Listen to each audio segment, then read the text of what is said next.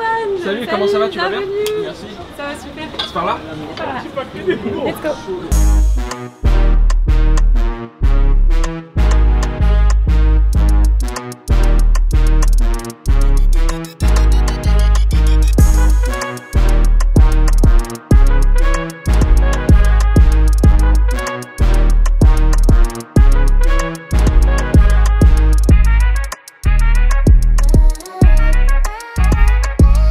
Bonjour à tous et bienvenue dans votre rendez-vous pop culture Otakucom.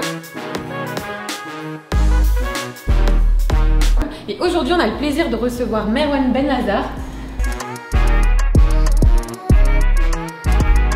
Un honneur, au Paname en plus. D'où est né cet amour pour les mangas? Quand j'étais petit, sur NT1, je sais pas si sur NT1 c'était waouh, la 11. Je regardais Hunter x Hunter sur NT1, l'ancienne version de Hunter x Hunter. Et du coup j'ai commencé à chercher les épisodes sur internet parce que c'était pas dans le bon ordre, c'était n'importe quoi. Et après je suis tombé sur plein de trucs, je suis tombé sur One Piece, je suis tombé sur je me suis dit waouh, mais tout ça c'est fait pour moi on dirait. Une scène qui t'a marqué dans les mangas, genre là, waouh. Non mais c'est la mort de Ace. Non mais en vrai je te jure c'est ça, moi ça m'a en fait tout Marineford moi ça m'a un peu et Luffy il arrive devant comment il s'appelle, les pacifistas. Oui bah et il tire dessus et Luffy j'étais chez moi je dis ah mais non. Mais ça c'est un arc de fou. Après quand il met le coup de poing Tenryubito. Ouais, il met le coup de poing là. Je dis oh il avait lui aussi pareil comme Neji, il a mérité sa golden. Là c'est une rubrique que j'aime beaucoup, c'est la rubrique du dilemme. Là, tu auras des choix cornéliens à faire et tu devras choisir ton camp. Tu préférerais que Luffy ne revoie plus jamais Sabo ou que Brook ne revoie plus jamais la boune? Ça, Brook c'est un squelette. Oh, un squelette et une baleine et deux frères. Deux frères c'est quelque chose. Si PNL nous a appris quelque chose, c'est que deux frères c'est important. Donc en hommage à NOS et à Demo, il faut que Luffy et Sabo se revoient quand même. Luffy et Sabo à PNL quand même. Parce que moi Luffy et Sabo ils ont fait combien de disques de platine?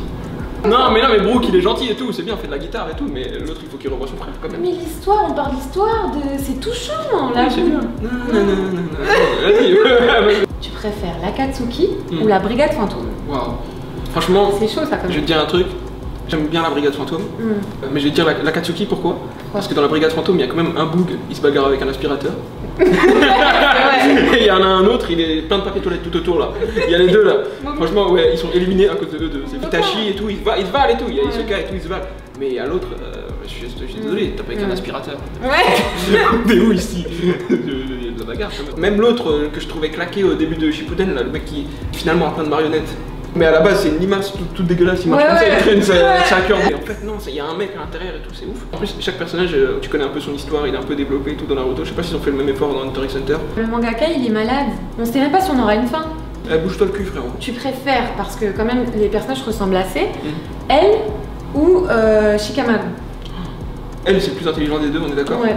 Mais si je préfère. Ouais, en termes de préférence vraiment. Mon cœur il va pour Shikamaru. Sérieux? Quand il a pleuré Azuma, j'ai pleuré avec lui. Quand on dirait il meurt, c'est le seul qui est avec Naruto et tout. La scène de la glace, j'ai un peu pleuré. Tu te rappelles ou pas? Non, t'as pas pleuré quand Naruto est comme ça avec la glace? Mais moi je pleure tout le temps. Oui, voilà. Et après il y a mes larmes moi qui tombent sur l'ordinateur. En fait c'est une exception de larmes. Je trouve que One Piece ça m'a fait plus pleurer que Naruto. Naruto j'ai pleuré une fois, One Piece une fois. Pour Ace aussi? Non, Ace je savais. Attends, je vais essayer de deviner. Est-ce que c'est avec Chopper? Non. Mais c'est juste avant Ace. Robin? Non. Juste avant Ace alors c'est quoi? Ah, quand Kuma... C'est la dernière fois que tu fais ça. Pourquoi? Je t'ai dit ou pas? Shabondi? Non, toujours pas. Juste avant Marineford, c'est Shabondi? Non, ils vont à la prison à Enies Lobby là. Ah! Je sais! Oda il a fait pleurer un rebeu du 93, il m'a fait pleurer un travesti, c'est incroyable cette histoire, je te jure que c'est ouf. Et j'ai vraiment, mais waouh! Avec la musique, je sais plus comment elle s'appelle Go to Grand Line, je crois, ça s'appelle l'OST là. Tout à suivre. J'étais comme ça, j'étais éteint. Non mais aussi quand ils ont brûlé le Valkyrie, c'était trop triste. Je pleure pas pour un bateau. Non, il y a beaucoup de mecs qui m'ont dit ça les a trucs, mais moi pas tant que ça. Il a une tête de mouton devant, je crois. Moi on a l'habitude de voir des moutons mourir. Tu préférerais avoir un père comme Jin dans Hunter x Hunter ou un père comme Dragon dans One Piece? Moi, où j'en suis dans One Piece, le fil l'a toujours pas capté, le bug. Ouais. Et l'autre, il y a un délire, tu vois, il lui donne des pistes, il lui dit tiens, mets cette cassette dans le truc, il y a un délire quoi. Un peu la flemme. Beaucoup la flemme. Il le voit arriver, il dit oh le bourbier. Et là, il s'en a l'air de ouf. Hein. Et l'autre, Dragon, je crois, il le sauve le fil, non? Il sauve Luffy à un truc là.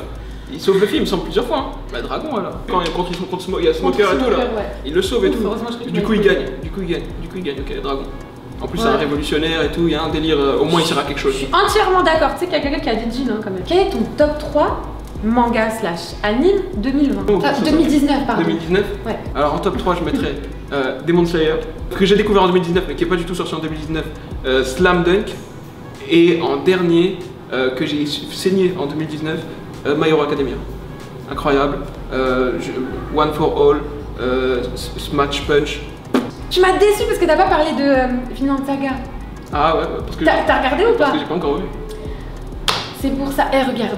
Et aussi, Promised Neverland. Il y a ça, mais j'ai oublié, il y en a un que j'ai découvert aussi qui est incroyable. Au début j'ai regardé, je me suis dit oh c'est pour les enfants, en fait c'est trop bien. Ouais. C'est Made in Abyss. Il y a 13 épisodes je crois, c'est la folie. Ah ouais? Mais c'est vraiment incroyable, je me suis dit mais pourquoi personne connaît? Mais les gars il faut à tout prix regarder, c'est la folie. Ils sont sur une île, c'est une île circulaire comme ça. Au milieu de l'île il y a un trou qui s'appelle l'Abysse. Ça va... archi profond.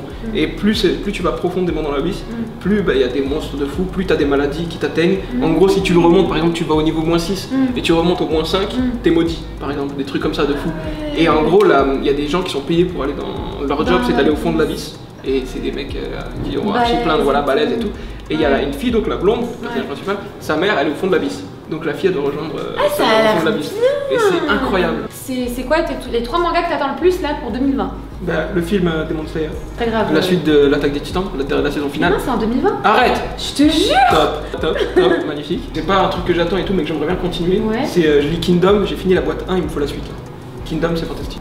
Plus globalement, est-ce que les mangas, ils ont changé quelque chose à ta vie? Parce que ça peut amener des mentalités, des sources d'inspiration. Je pense que sans les mangas, j'aurais été beaucoup plus loin dans ma carrière. Non, je te jure, tout le temps que je pense...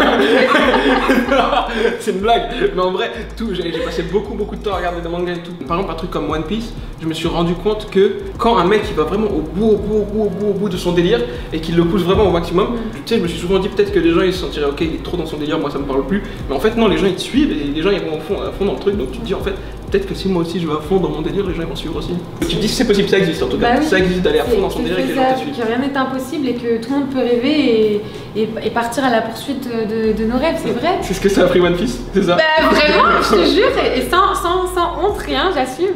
Ne jamais abandonner un peu ce que tu dis en gros. T'as vu? Les mangas en vrai c'est de la bagarre, mais ça aussi, ça apprend des choses nobles, des valeurs nobles. Mais vraiment, et c'est pas ironique parce que là on dirait que c'était ironique. Non, c'est très sérieux.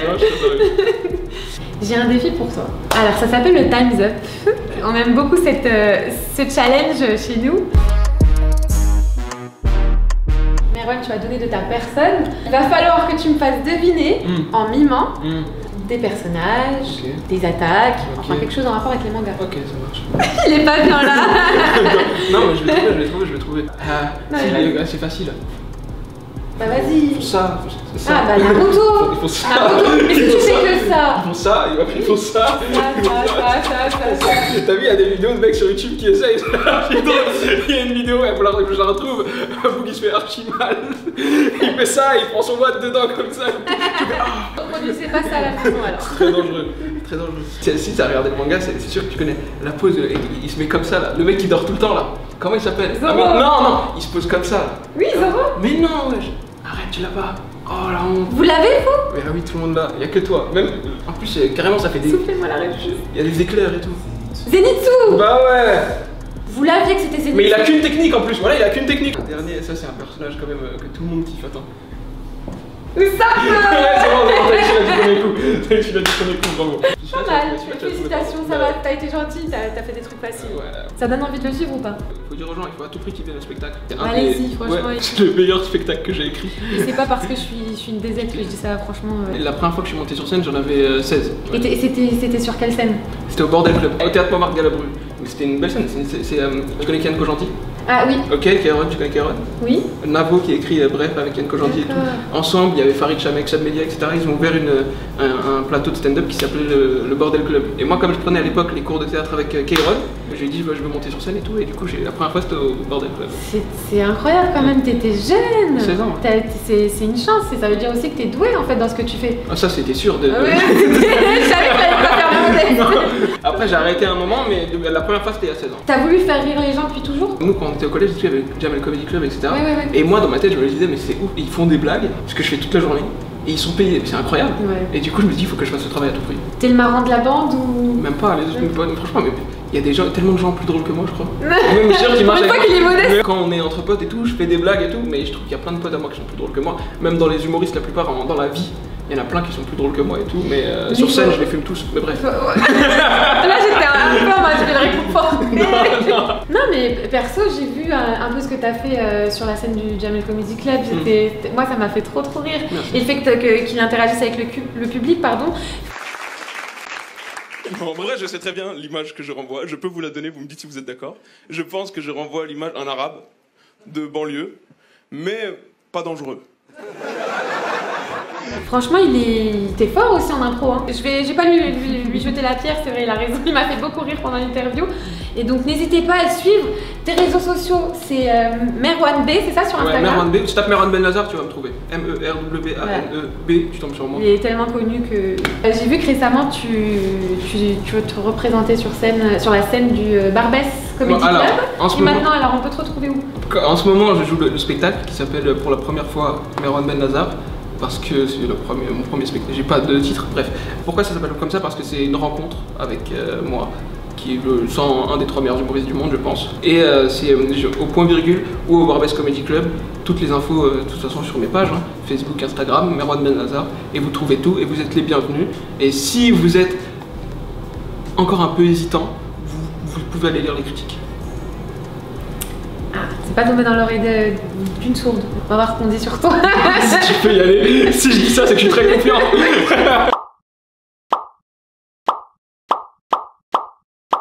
Je précise que j'en ai écrit 0. Il n'y a aucune critique qui vient de moi, sachez-le. Hein. Non, parce que des fois, il y a une meuf, elle a abusé de fou. Il y a une meuf, elle a mis le meilleur humoriste du monde. Je sais pas c'est qui. Je sais pas c'est qui. Mais ouais, je te dirais, c'est moi qui ai écrit. Je te jure, c'est pas moi. J'ai demandé à ma mère. Je te jure, j'ai dit, est-ce que c'est toi qui as écrit ça? Et non, on dirait moi ou ma mère qui a écrit ça. Le meilleur humoriste du monde, mais c'est non mais après je suis d'accord. Mais Léna Kamal, n'hésitez pas à le suivre, franchement il va vous tuer de rire. Franchement un humoriste à suivre de très près. Donc allez vous abonner. Merci beaucoup Merwan. Plaisir. Franchement c'était super drôle. Et merci aussi au Paname de nous avoir accueillis. La maison du stand-up, le Paname. Tous les jours des plateaux à toutes les heures. Le samedi il y a des plateaux de 14h à 1h du matin. C'est incroyable. Incroyable et super cosy, super sympa à venir. Et donc merci encore au Paname, un honneur d'être venu.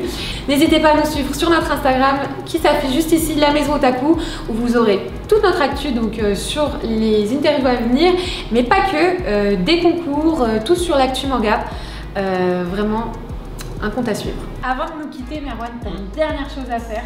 Très important, faut que tu passes le flambeau. Faut que tu nomines quelqu'un qui passe chez nous, chez Otakucom. Et on va le tester sur sa culture manga. Oh, je peux nominer 2 personnes. Première personne, John Silo, qui est grand fan de manga. Et enfin, Amine m'a tué. Je veux un des 2 le fasse. Il faut qu'à tout prix, un des 2 le fasse. Je veux qu'on les teste sur les mangas. Leur faites aucun cadeau. Aucun cadeau. On a ça pour toi, Merwan, pour te remercier pour l'interview. Merci beaucoup. Merci beaucoup. Voilà. Magnifique. Magnifique. Je la porterai à mon mariage. Sachez-le. Non, en vrai, merci beaucoup. Merci beaucoup, Maison Otaku. Vraiment, le jour de mon mariage, il y a moyen que je la mette. Ok, on veut la photo sur Insta.